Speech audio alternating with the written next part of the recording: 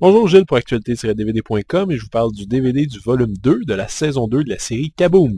La série est distribuée par TVA Film, développée par Nathalie Champagne et interprétée par Rosalie Toin, Marie-Ève Larivière et Francis Martineau. Ryu est enfin revenu à sa personne originale et reprend le contrôle des Crashmal au grand bonheur de son fils Yak et au grand déplaisir de la belle et maléfique Mbelina. Les Carmador et leurs jeunes alliés, les Rodamrak, continuent leur service en mettant à l'épreuve les inventions d'Esther, en contrecarrant les plans des Crashmal et en faisant différentes rencontres amusantes. La saison 2 de Kaboom continue encore et la recette ne change pas vraiment.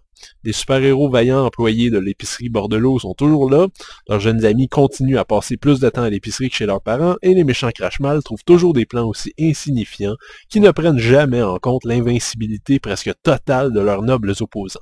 Bref, on nage encore une fois dans un mélange très particulier d'émissions jeunesse pure, des vieux Batman des années 60 et des Ultraman japonais. En termes d'émissions pour les jeunes, les créateurs font le mieux possible avec le budget qu'ils ont. Évidemment, on constate rapidement les lacunes. Les super-héros ne se déplacent que très rarement hors de l'épicerie, et quand ce n'est pas pour faire un tour dans le même quartier général des méchants Crashmal, c'est pour se balader quelques minutes tout au plus devant quelques green screen approximatifs. Disons que c'est pas du Smallville, mais c'est pas l'objectif non plus.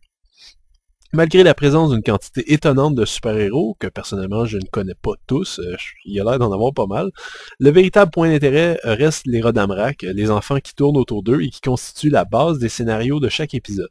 J'en avais déjà parlé, je le répète ici, je sens toujours que les scénaristes visent à chaque fois un thème précis qui s'adresse aux enfants, et c'est un thème qui n'est pas nécessairement souligné à gros traits. Et ça, pour les enfants comme les adultes, c'est une très très grande qualité, puisque l'émission ne sous-estime pas son public. On peut peut-être critiquer un peu plus cette seconde partie de saison au niveau de l'humour parfois scatologique, notamment lors de scènes où Esther consomme par erreur un fluide nauséabond et fait fuir tout le monde autour, mais ça je pense que les jeunes vont beaucoup aimer.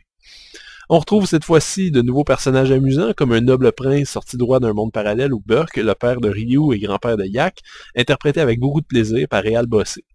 Il y a aussi des épisodes qui sortent complètement de l'univers de l'émission, comme quand Clara explore un monde parallèle ou quand Natasha se retrouve dans un monde de contes de fées assez étrange.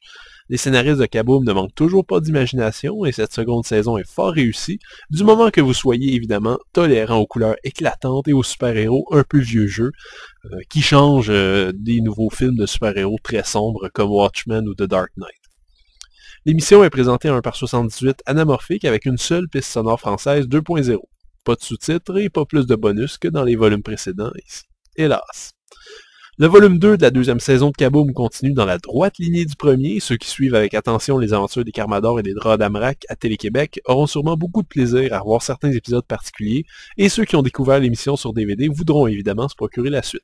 C'est quand même une série qui s'adresse aux jeunes en premier lieu, avec des dialogues assez naïfs, des décors éclatés, des méchants niaiseux et sales, et des gentils beaux, bons et forts.